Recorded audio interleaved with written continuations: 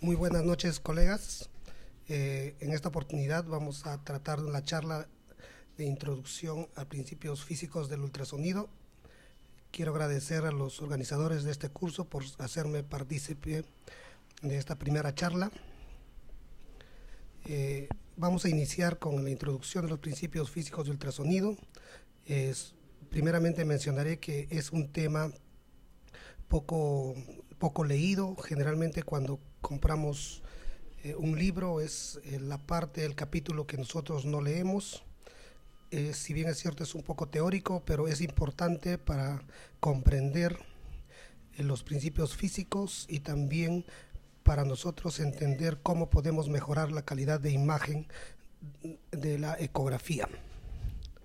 La ecografía ha ido evolucionando, como ustedes pueden observar en esta diapositiva, que en 1950 todavía para realizar una ecografía el paciente tenía que ingresar a una especie de una piscina y demorarse aproximadamente 15 minutos para reconstruir la imagen. Ya en 1980 ya aparecen los transductores, unos transductores grandes similares a unos ladrillos y un monitor de pantalla. Para allá en 1990 aparecen los ecógrafos portátiles. Estos ecógrafos portátiles ya tienen una mejor resolución y en la actualidad ya los ecógrafos podemos adaptarlo a una tablet, a un celular. Si bien es cierto, se ha desarrollado esta tecnología, por otra parte también se han desarrollado ecógrafos de alta gama que tienen una resolución impresionante que nos permite evaluar con muy buena calidad al feto, al útero y otras estructuras del cuerpo humano. Iniciamos con el concepto de qué es el sonido. El sonido es una onda mecánica longitudinal que se propaga a través de un medio físico. Si nosotros vemos aquí, hay unas olas en un lago. Eso es la propagación de una onda sonora. El sonido necesita necesariamente de un medio físico, un medio material para propagarse.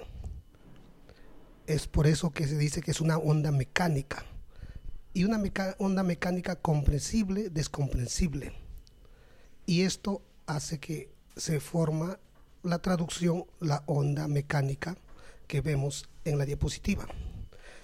El sonido no se transmite o no se propaga en el vacío, que es muy diferente a los rayos X. Los rayos X, para transmitirse, para propagarse, necesita un sistema de vacío. Entonces, ¿qué es el ultrasonido? El ultrasonido es una serie de ondas mecánicas originadas por la vibración de un cuerpo elástico, es decir, un cristal piezoeléctrico que vemos acá, que es el transductor, y se propaga por un material. El material es el tejidos corporales con una frecuencia que supera el sonido audible, es decir, 20 kHz. Entonces, la onda de ultrasonido se va a propagar en forma longitudinal y la traducción de esta compresión, rarefacción, es el número de ondas que se está produciendo. Dentro de los principios físicos vamos a tocar algunos temas como onda, longitud de onda, frecuencia, velocidad de propagación, generación de imagen y resolución. ¿Qué es una onda? Primero tenemos que ver que existe una presión del medio, que es la línea ploma que estamos delimitando. Entonces, la onda tiene una compresión positiva y una descompresión. Esta distancia entre el pico a la base es la amplitud. Compresión, descompresión. La compresión, toda esta media onda y la otra hacen una onda completa, una onda de sonido. Entonces podemos contar aquí hay una onda 2 ondas, 3 ondas de ultrasonido que se propagan en un determinado tiempo. Ahora vemos que las ondas que observamos al pasar por una unidad de tiempo, el número de ondas que pasan por unidad de tiempo es igual al número de ciclos por segundo. Y estos ciclos por segundo tienen la unidad de Hertz. ¿Por qué hablamos de Hertz? Porque los transductores de los ecógrafos se evalúan o se va a escoger de acuerdo a la cantidad de Hertz que tiene. En estos casos vamos a utilizar megahertz. Megahertz. ¿Qué quiere decir megahertz? 1.000.000 de hertz. En el uso de ultrasonidos, el rango de frecuencias que se utilizan los transductores se encuentran entre 2 MHz y 24 MHz. Esta diapositiva es un poco antigua, donde todavía hace 5 años atrás se decía que podíamos utilizar hasta 15 MHz, pero en la actualidad ya utilizamos transductores desde 2 MHz hasta 24 MHz. Vamos a tener siempre este principio de la velocidad de propagación. ¿Qué quiere decir la velocidad de propagación? Que el ultrasonido difiere según el tipo de tejido que el haz de ultrasonido atraviesa. Es decir, que el ultrasonido va a tener diferente velocidad de propagación en las diferentes estructuras. Es diferente su velocidad de propagación en la sangre, en el músculo, en el hígado, en el corazón. Por lo tanto, cada tejido va a tener su diferente velocidad de propagación del ultrasonido. ¿De qué va a depender esto? Va a depender de la densidad y de la elasticidad del tejido corporal. Vemos aquí quién es el que tiene menor velocidad de propagación. Es el aire, que es 330 metros por segundo, y el que tiene mayor velocidad de propagación es el hueso, de 4080 centímetros por segundo. Entonces acá debemos recordar que el aire, como tiene muy baja, menos velocidad de propagación de ultrasonidos, es el enemigo número 1 de la ecografía. Cuando hay bastante meteorismo intestinal, hay aire en los intestinos, no va a poder ser evaluado adecuadamente los órganos abdominales. Aparte de eso, tenemos que recordar que la grasa, el agua, casi tienen similar velocidad, así como el hígado, el riñón. Pero lo que debemos siempre tener presente y el valor que está puesto en la computadora, en el ecógrafo, es la velocidad promedio de partes blandas, que es 1540 metros por segundo. Eso es lo que está puesto en el ecógrafo. Ahora tenemos otro concepto más, que es la impedancia acústica. La impedancia acústica es la resistencia que opone un tejido para ser atravesado por el haz de ultrasonido. ¿Qué quiere decir esto? Que cada tejido tiene una resistencia al ser atravesado por el ultrasonido, y esto va a depender de la densidad del medio y de la velocidad de propagación.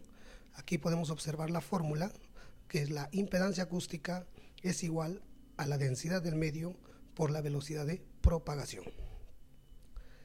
Entonces, podemos comparar en este cuadro quién tiene mayor impedancia acústica. El hueso. El hueso tiene 7.8 de impedancia acústica. Quiere decir que es bastante resistente al paso de ultrasonido. Es más, podríamos decir que el hueso, como es tan resistente, la mayoría de los ecos que llegan al hueso van a rebotar, o sea, van a ser reflejados, se va a absorber y no van a atravesar los ultrasonidos. Es por eso que la ecografía no sirve para evaluar las estructuras óseas.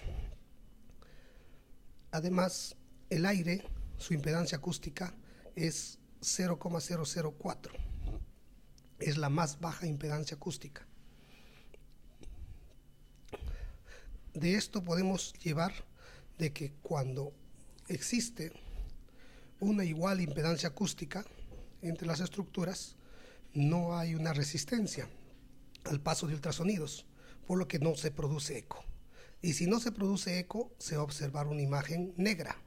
A esta imagen negra se le denomina anecogénica.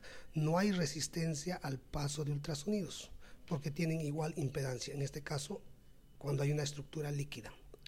Si existe una diferencia pequeña de impedancia acústica, va a existir un eco débil. Es decir, un ejemplo podríamos ver entre el músculo sóleo y el gemelo, que están adyacentes. Entonces, ambos tienen similar impedancia acústica. Es por eso que no se puede diferenciar tan bien las estructuras. Cuando existe una diferencia amplia de impedancia acústica, como el pulmón del feto y el hígado por la composición, entonces ya hay una diferencia de impedancias, entonces se va a ver una mayor señal, un eco fuerte, y es por eso que el pulmón del feto se ve ecogénico y el hígado del feto se ve hipoecogénico. Ahora, cuando hay muy grande la diferencia de impedancia acústica, todo el haz va a ser reflejado, como en este caso cuando llega al hueso y rebota el ultrasonido. Entonces, al ser reflejado la mayoría del haz de ultrasonidos, por detrás de la estructura ósea no vamos a poder observar, pero sin embargo la estructura ósea se va a ver más brillante, que se llama hiperecogénico o hiperrefringente. Otra característica que tenemos que tener en cuenta en la impedancia acústica es que siempre debemos utilizar un gel acoplador entre el transductor y la piel a la hora de hacer la ecografía. ¿Por qué? Para eliminar y para adecuar o para un adecuado contacto entre el transductor y la piel. Si existe aire entre el transductor y la piel, el aire tiene muy baja impedancia. La piel tiene una impedancia determinada que hemos visto. Entonces, cuando hay mucha diferencia entre estas dos impedancias acústicas, la mayoría de los ecos van a ser reflejados, es decir, van a rebotar los ecos y no va a haber señal por detrás de la piel. Aquí podemos ver un ejemplo. Aquí he puesto el transductor sin gel y prendo el equipo y no puedo ver nada por debajo de la piel de la gestante. Sin embargo, cuando tan solo poner el gel entre el transductor y la piel me permite ver adecuadamente la imagen hasta muy gran profundidad. Los ultrasonidos tienen diferentes propiedades, así como la luz, la reflexión, la refracción, la dispersión, la absorción y la atenuación. Pero de aquí lo que nos importa son dos propiedades. La reflexión es la propiedad más importante, quiere decir que la reflexión es el eco que rebota, el haz que regresa al transductor. Esa propiedad nos es importante porque nos permite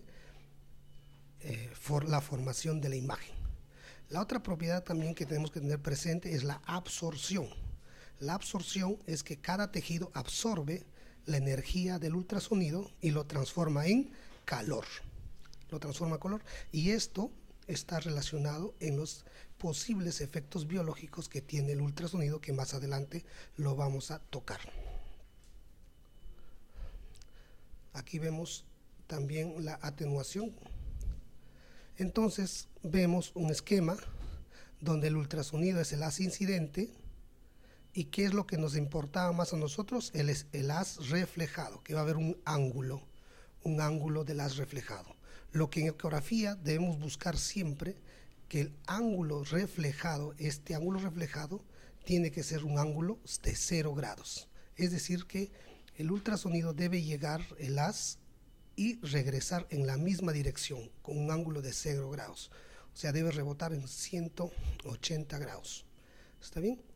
Y también lo que nos importa es el haz transmitido, lo que va a pasar de esa zona.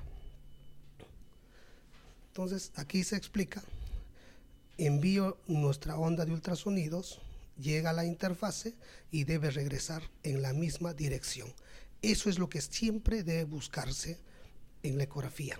Si aquí está el transductor, el eco debe llegar al transductor, pero si tiene un ángulo, se va a desviar y por lo tanto no vamos a tener una buena imagen.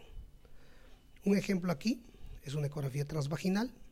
Aquí está el transductor, el haz ingresa perpendicular, llega perpendicular, incluso este es el endometrio, entonces el haz está perpendicular al endometrio, por lo tanto el endometrio lo puedo delimitar muy bien. Sin embargo, en esta imagen, el útero está en medio versión, el endometrio no está perpendicular al haz de ultrasonido, por lo que yo no puedo evaluar adecuadamente el endometrio. No sé si está engrosado, no sé si hay una lesión, incluso me ayudo del Doppler y no puedo evaluar adecuadamente. Entonces siempre tengo que tener presente que toda estructura que yo quiero evaluar debe formar 90 grados con el haz de insonación. En este caso, al no poder llegar a 90 grados a insonar al endometrio, lo que se optó es evaluar por vía abdominal. Por vía abdominal sí llegamos a formar 90 grados con el haz de insonación y el endometrio, y lo que vemos es una imagen ecogénica con al Doppler color, tiene un pedículo vascular, todo ello compatible con un pólipo endometrial. Imagínense, si nos hubiésemos olvidado de este principio físico, definitivamente nuestro diagnóstico se hubiese pasado, nos hubiésemos equivocado. Entonces, para recordarnos, siempre el haz de ultrasonido debe ser perpendicular a la estructura que queremos evaluar para lograr que el haz reflejado forme ángulo cero y llegue al transductor con mejor calidad. Aquí en el ejemplo, el haz de ultrasonidos, vemos el fémur que está perpendicular al haz de ultrasonidos, por lo tanto se va a delimitar mejor y podemos hacer las medidas y evaluar la estructura adecuadamente. Entonces siempre, nunca se olviden que el haz de insonación debe ser perpendicular a las estructuras que nosotros queremos evaluar. Ahora vamos a tocar algunos conceptos de frecuencia, resolución y penetración. Si ustedes se fijan aquí, en esta imagen son dos gestantes, ambas de 21 semanas, pero ¿cuál es la diferencia? La diferencia está en la contextura del paciente. Hay una paciente delgada, una paciente, digamos, con sobrepeso. Entonces, no es igual evaluar una paciente delgada que a una paciente con índice de masa corporal alta. Nosotros tenemos que balancear, tenemos que optimizar nuestra frecuencia. Entonces, ¿qué decimos? Nosotros vemos al cuadro que un transductor de 3.5 MHz atraviesa de 10 a 20 centímetros. El transductor de 5 MHz atraviesa de 5 a 10 centímetros. Y un transductor de 10 MHz atraviesa hasta 4 centímetros. Entonces, si nosotros nos queramos evaluar a una gestante, a esta gestante, a la gordita, tenemos que utilizar un transductor de 3 a 5 MHz, porque si utilizamos de 10 MHz no vamos a poder evaluar al feto. Entonces, de este concepto viene que a baja frecuencia tienes baja resolución, y al tener baja resolución tenemos mayor penetración, o sea, pero tenemos mayor distancia que atraviesan los ultrasonidos. A alta frecuencia tenemos alta resolución y menor penetración. Con los ejemplos lo vamos a observar, pero que quiero que esta diapositiva se quede bien claro y ustedes prácticamente memoricen este concepto y lo van a aplicar en la práctica diaria. A menor frecuencia, mayor penetración. Al tener mayor penetración tienen mayor distancia atravesada, pero tienen menor resolución. A mayor frecuencia tenemos mayor absorción del ultrasonido, menor distancia atravesada, pero mayor resolución. Un ejemplo es esto. Aquí estamos realizando una ecografía por vía abdominal, el transductor está en esta parte superior, entonces tenemos que utilizar obligado un transductor de baja frecuencia que tiene que atravesar la vejiga y ver el útero. Esto es el útero, pero yo no puedo delimitar muy bien el endometrio porque tengo baja frecuencia, baja resolución, pero mayor capacidad de penetración. Sin embargo, utilizo la ecografía transvaginal y miren ustedes que yo puedo delimitar el útero muy bien, puedo evaluar el endometrio adecuadamente. Entonces, es por eso que los transductores transvaginales tienen alta frecuencia, porque no necesitan atravesar largas distancias, porque el transductor está cerca al útero y está cerca al ovario. El otro concepto es el efecto piezoeléctrico. Esto es muy importante porque de este concepto es lo que desprende la función del transductor. El efecto piezoeléctrico es cuando las ondas mecánicas llegan a un material, ese material vibra y produce energía eléctrica. El efecto piezoeléctrico inverso es cuando se lleva una carga eléctrica, se hace vibrar el material y produce onda mecánica. Esto es lo que pasa en el transductor. Imagínense, el cable del transductor hace vibrar los cristales piezoeléctricos y produce la onda de ultrasonido. Y a la vez recoge la onda de ultrasonido, vibra y se forma energía eléctrica. De esta energía eléctrica pasa a un procesador y se forma la imagen. Aquí está el cable del transductor, emitimos ondas eléctricas. Aquí está el cristal del transductor, vibra el cristal, convierte en onda mecánica, llega a la mamá, al feto, y regresa la onda mecánica al transductor, vibra el transductor, vibra el cristal, se transforma en energía eléctrica, pasa a un procesador y se forma la imagen. Ese es el concepto del efecto piezoeléctrico y la formación de imagen en ecografía. Así, entonces vemos aquí el transductor emite las ondas de ultrasonido, llega a la estructura, regresa la onda de ultrasonido, el eco, pasa a un procesador y por un sistema matemático se va formando la imagen. En ambos, en el modo M, en el modo B. Entonces vamos a ver estas dos imágenes y ustedes creo que están de acuerdo que dónde se ve mejor la imagen, en cuál de ellos. Es la misma imagen, es la misma cabeza del feto, pero quiero que ustedes vean dónde se ven mejor las estructuras del cerebro. Todos estaremos de acuerdo que en esta imagen se ve con mejor detalle las estructuras cerebrales, se puede delimitar el cabo del septum pelúcido, que aquí no se ve tan bien, se puede delimitar los tálamos, las estructuras cerebrales, que aquí tampoco se ve con detalle. Entonces, ¿qué es lo que pasó?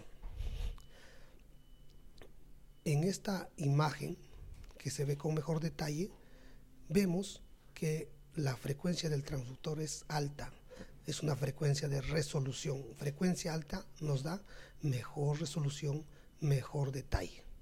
En esta imagen, que no se ve tan bien, se ha utilizado la frecuencia de penetración. La frecuencia de penetración es una frecuencia baja, por lo tanto vamos a tener menor resolución. Esto generalmente se aplica cuando tenemos fetos en el segundo trimestre, donde vamos a hacer una ecografía morfológica, entonces necesitamos una resolución máxima. Sin embargo, en esta imagen podemos ver dónde veo mejor las estructuras y creo que todos estamos de acuerdo que en esta imagen vemos mejor las estructuras del cerebro en comparación a la otra imagen. ¿Qué ha pasado acá? En esta, si vemos el esquema, otra vez vemos que acá hay una frecuencia de resolución. Eso quiere decir que hemos utilizado frecuencias altas. Al utilizar frecuencias altas, debo tener mejor resolución. Sin embargo, como este es un feto, a término, la cabeza es grande, entonces los ultrasonidos no atraviesan toda la distancia, por lo tanto no se puede observar adecuadamente las estructuras cerebrales. En este caso se ha utilizado la frecuencia de penetración, que es decir, una frecuencia baja, y podemos observar con un poco de mejor detalle. Entonces, de aquí la recomendación es que si queremos evaluar a fetos que están a término en el tercer trimestre o personas gestantes obesas, hay que utilizar siempre frecuencias bajas o frecuencias medias generales. En cuanto hablamos de una imagen de resolución, ¿de qué depende? Existe una resolución lateral, una resolución axial y una resolución temporal.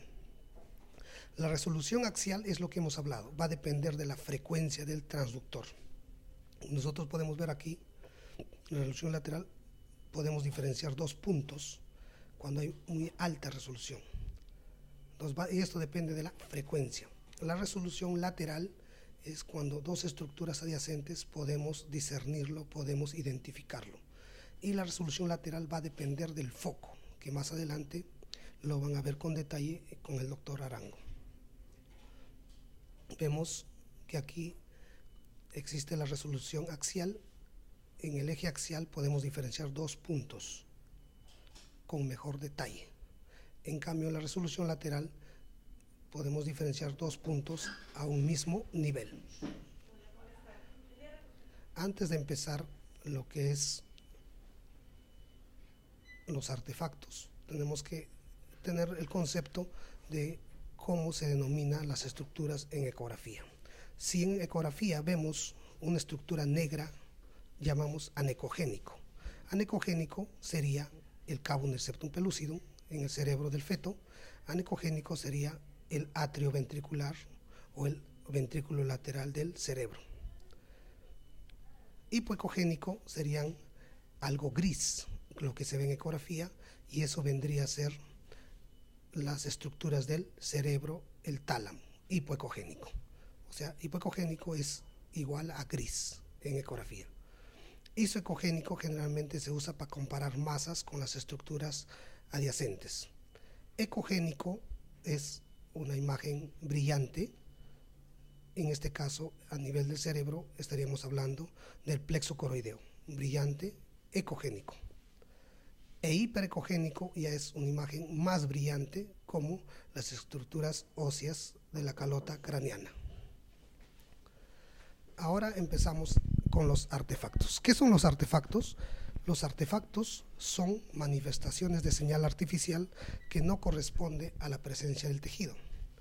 Por ejemplo, nosotros vemos aquí que hay un barco en el océano y aparentemente a nuestra vista el barco no está en contacto a la superficie del agua. Eso es para nosotros, pero en la realidad sí está en contacto. O en el otro caso, este pequeño cerro, vemos que se encuentra también por debajo de la superficie Entonces, a esto se llama artefacto. Artefacto en ecografía es lo que no coincide con la anatomía actual. Cabe resaltar aquí que los artefactos nos van a permitir identificar las estructuras, nos van a ayudar al diagnóstico y también en algunos casos nos pueden llevar a errores. Existen diferentes artefactos, pero los más principales usados en ginecobstetricia vamos a ver como la sombra acústica posterior, el refuerzo acústico, la reverberancia y el artefacto de pérdida. Hay otros artefactos que se utilizan en ecografía musculoesquelética, en ecografía abdominal, pero no los vamos a tocar. El artefacto de sombra acústica posterior es cuando hay un tejido reflector denso. ¿Y cuál es el tejido reflector denso? Es las estructuras óseas. Vemos aquí la columna del feto y detrás de la columna no deja pasar los ultrasonidos y te da una sombra oscura. A eso se llama un artefacto de sombra acústica posterior. Vemos aquí las costillas del feto. La parte anterior se ve brillante, hiperecogénica. Sin embargo, detrás de la costilla se ve una sombra. No hay señal. A eso se llama sombra acústica posterior. En general, los huesos, las estructuras óseas, van a dar el artefacto de sombra acústica posterior. ¿Quiénes más pueden dar la sombra acústica posterior? También las clasificaciones, los cálculos. Ahora, en ecografía lo más frecuente es lo que pasa es que a veces el feto puede estar con dorso anterior y no se va a poder evaluar el corazón. Por lo tanto, en esos casos hay que desplazar el transductor para poner la columna vertebral del feto en radio 9 o en radio 3. Vemos aquí la estructura de un feto. Acá se ve la cara de un feto. La región frontal, el hueso frontal va a dar un artefacto, una sombra acústica posterior. Las estructuras del maxilar también van a dar una sombra acústica posterior, y del maxilar inferior también producen sombra acústica posterior. Las calcificaciones también producen sombra acústica posterior porque todos los haces son reflejados. Ahora vemos que existe otro concepto, el refuerzo acústico posterior. El refuerzo acústico posterior se trata de que hay una área de mayor brillo inmediatamente posterior a la estructura líquida. Hablamos de estructura líquida, puede ser quiste, puede ser vejiga, puede ser sangre, puede ser pus, pero en sentido todo es líquido. ¿Cómo reconozco que es líquido? Que en la parte posterior de la estructura va a haber una zona de mayor brillo. A esa zona de mayor brillo se denomina refuerzo acústico posterior. Ven ustedes, hay una imagen anecogénica. Por ser anecogénica, hemos dicho que ya puede ser un contenido líquido, pero el refuerzo acústico posterior es patognomónico casi patognomónico de que se trata de una estructura líquida, y en este caso una estructura quística. Ahora, vemos que ya no es anecogénico. Acá es una estructura que tiene ecos internos, estructura. Sin embargo, en la parte posterior se ve una imagen brillante, hay un refuerzo acústico posterior, por lo tanto se trata de un quiste, y específicamente esta imagen en vidrio esmerilado es patognomónico de un endometrioma. El otro artefacto que es frecuente es el artefacto de reverberancia. Esto ocurre cuando el haz de ultrasonido encuentra dos reflectores paralelos muy fuertes, como por ejemplo el transductor que se encuentra entre la piel y el tejido celular subcutáneo. Entonces, esto hace que los ecos van de ida y vuelta varias veces en la superficie reflectante. Ven acá, entre el transductor y la piel hay unas superficies reflectantes, y esto el ultrasonido no va a identificar las distancias, y por lo tanto se va a producir unos ecos a nivel del líquido amniótico, como vemos acá. Entonces, para eso vemos aquí el transductor, la piel, tejido celular subcutáneo, los músculos, y vemos acá unos ecos. A esos antes se le denominaba al artefacto de reverberancia ecos parásitos, porque no existe. Y a veces podíamos confundir que se podría tratar de meconio, que puede haber sangre, puede tener contenido de líquido amniótico. Entonces, para mejorar o eliminar este artefacto debemos mover el ángulo de insonación, y como ustedes pueden observar acá un poco se elimina este artefacto de reverberancia. Este artefacto de reverberancia les puede traer problemas, siempre hay que tener presente. La reverberancia también se produce cuando evaluamos el dispositivo intrauterino. Esta parte más brillante posterior al dispositivo es la reverberancia. Y también cuando hacemos punciones con guía ecográfica podemos encontrar el artefacto de reverberancia, unas líneas debajo de la guía, de la aguja, pero esto nos va a ayudar a identificar que sí estamos viendo la aguja donde estamos haciendo la punción. En este caso también la estructura ósea en algo puede producir la reverberancia. Ustedes ven, este es el cráneo del feto y ven la reverberancia que no te deja ver las estructuras más proximales del cerebro al transductor, como aquí. Esto es el atrio ventricular, que está más alejado del transductor y podemos ver delimitadamente, y aquí no lo podemos observar. Es normal que no lo observamos, no podamos observar esta zona. En el momento que nosotros podamos observar, si lo vemos muy bonito, muy delimitado, piensen que la estructura ósea de repente no está osificada adecuadamente, por eso es lo que se observa adecuadamente el otro atrio ventricular. Y esto podría tratarse de una osteogénesis imperfecta. El otro artefacto que vamos a hablar es el artefacto en espejo. El artefacto en espejo se produce cuando hay unas superficies curvas. Ustedes pueden ver aquí que hay una estructura, hay una lesión. Sin embargo, detrás de esta superficie vemos otra imagen similar. Pero esta imagen no existe. Si no tenemos presente, podemos medir desde esta zona hasta la parte posterior, o incluso podemos decir que hay dos tumoraciones. Entonces hay que tener cuidado en este artefacto en espejo.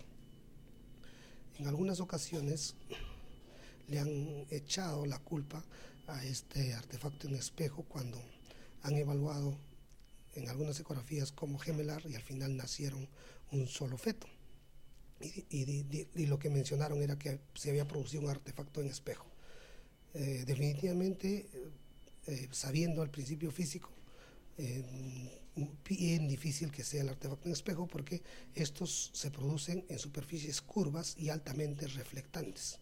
Lo más probable es que se haya tratado de un tabique uterino, una cinequia uterina, y esto haya confundido al ecografista. El otro artefacto que es muy importante es el artefacto de pérdida. Esto se va a ver cuando evaluamos el corazón fetal. Pero también viene desde el principio de que toda estructura que nosotros queramos evaluar, que lo que debe formar es 90 grados o debe ser perpendicular el haz de insonación a la estructura que queremos evaluar. En este caso hay un corte del corazón que está apical y vemos que este es el tabique interventricular. Al ver el tabique interventricular vemos que no está completo. No está completo. Sin embargo, ¿por qué no está completo? Porque el haz de insonación está viniendo paralelo, viene paralelo al tabique interventricular. Y como esta zona del tabique interventricular, que es la porción membranosa, es más delgada, y al ingresar el haz de insonación paralelo, no va a haber señal, no va a regresar la señal al ser paralelo. Por lo tanto, va a haber un falso CIB, una falsa comunicación interventricular, incluso que lo pueden eliminar acá. Pero sin embargo, si yo cambio de esta posición de apical a subcostal, puedo ver que el tabique interventricular está intacto. Entonces, nuevamente, tenemos que tener presente que el principio físico de que toda estructura a evaluar debe formar 90 grados con el haz de insonación. Solo así vamos a saber que realmente está bien la estructura. Los efectos biológicos del ultrasonido. Dentro de los efectos biológicos del ultrasonido tenemos efectos biomecánicos y efectos biotérmicos. ¿De qué se trata esto? De que si hemos dicho que hay un principio físico que es la absorción y que esta absorción se transformaba en calor. Entonces, si una estructura como el embrión absorbe la energía de los ultrasonidos, puede provocar un aumento de temperatura. Al aumentar de temperatura dice que puede elevar 1 grado centígrado. A nosotros, los adultos, el aumento de 1 grado centígrado no nos afecta en nada. Sin embargo, a un embrión que está en el periodo de organogénesis, morfogénesis, 1 grado centígrado, un cambio de temperatura de 1 grado centígrado podría teóricamente afectar a su formación. Por lo tanto, debemos tener bastante cuidado. El otro efecto es que con estos movimientos de las moléculas podemos provocar que el gas se colapse. Al colapsarse el gas o las burbujas de gases puede producir cavitación. Y esto es un efecto biomecánico. Entonces, para esto tenemos dos tipos de efectos: el efecto térmico y el efecto mecánico. El efecto térmico ya están, tanto el efecto térmico como el efecto mecánico están ya delimitados, están puestos en los ecógrafos, y hay un sistema de seguridad, el de ALARA, que debemos decir, que nos menciona que nosotros debemos usar lo más bajo razonablemente posible, es decir, un tiempo de exploración lo más bajo razonable posible, y también el tipo de ecografía que debemos realizar. Tienen valores que generalmente el índice térmico e índice mecánico siempre debe ser menor a 1. Ahora, existe también el índice térmico para cada estructura, para el hueso, para el cráneo facial y también para partes blandas. Sin embargo, siempre, para acordarnos nosotros, el índice térmico debe ser menor a 1, con el fin de evitar que la temperatura no se eleve más, no debe ser mayor de 1 grado centígrado, que podemos provocarlo. Entonces, empezamos aquí, en la potencia acústica. En el ecógrafo tenemos una perilla donde dice potencia acústica, y la potencia acústica es la cantidad de energía que transmite el transductor. Entonces, a mayor energía del transductor, mayor cantidad de energía se va a evaluar, y si estamos emitiendo mayor cantidad de energía, se va a producir mayor absorción, y esto podría producir mayor calor y aumento de temperatura. Entonces, acá vemos potencia, que no hay que confundir con la ganancia en ecografía. Ahora, podemos en este cuadro ver quién produce más calor, quién produce más energía. Y definitivamente, el Doppler pulsado es el que produce mayor cantidad de energía, por lo que se recomienda que no se debe utilizar en la evaluación en el primer trimestre de embarazo. Ahora, el que le sigue, el que tiene mayor energía, es el Doppler pulsado. El que tiene un poco menos de energía es el Doppler color, el modo M, y el modo 2D definitivamente tiene menor cantidad o menor potencialidad de calor. Incluso también el 3D, el 4D no tiene mayor potencialidad de calor. Entonces es aceptable, se puede evaluar tranquilamente en el primer trimestre de embarazo. Pero el Doppler pulsado hay que tener siempre presente que debemos utilizar lo mínimo posible. Sin embargo, teóricamente se dice que aproximadamente con 10 a 15 minutos de evaluación con el Doppler pulsado, teóricamente podemos producir un efecto biológico, pero creo que nadie evalúe tanto tiempo a un embrión, 15 a 20 minutos. Entonces, ¿dónde está el índice térmico? El índice mecánico está en la pantalla del transductor. Lo ven en la pantalla, en el monitor. Ahí nos dice índice mecánico de 0.9, índice térmico de 0.1. Por ser embrión, ponen más bajos de índice térmico. Aquí hacemos una ecografía morfológica y nos dice el índice mecánico es de 1.1 y el índice térmico de 0.3. Evaluamos el corazón fetal, igual, índice térmico de 0.3, índice mecánico de 1.1. O sea, si nosotros nos pasamos de ese tiempo de exploración, probablemente el ecógrafo nos dé una señal de advertencia. Y cuando hacemos una ecografía 4D, también el índice térmico es de 0.5 y el índice mecánico es de 1.1. Entonces, ¿cómo saber que estamos evaluando bien? Entonces, ya están los índices mecánicos, pero nosotros, para minimizar estos riesgos, debemos utilizar los presets adecuados. En el ecógrafo tienen ya preset de primer trimestre, segundo trimestre, tercer trimestre. Entonces, nosotros no podemos evaluar con otros presets los exámenes. Tenemos que evaluar con el preset adecuado. En el Doppler, miren ustedes, también tiene su índice térmico de 0.3, índice mecánico 0.51. Entonces, siempre tenemos que tener presente el principio de Alara, lo más bajo razonablemente posible, y acordarnos que el índice mecánico y el índice térmico siempre debe ser menos a 1. Y si es mayor a 1, debemos tener siempre aplicar nuestro principio de Alara. Los factores que afectan a estos índices, sobre todo, es la potencia acústica. Y de preferencia siempre la potencia acústica debemos usar entre 80 al 90%.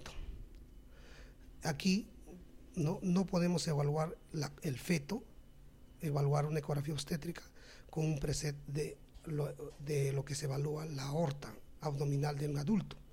Tenemos que evaluar siempre con el preset adecuado para minimizar y para controlar los posibles efectos biológicos. Gracias.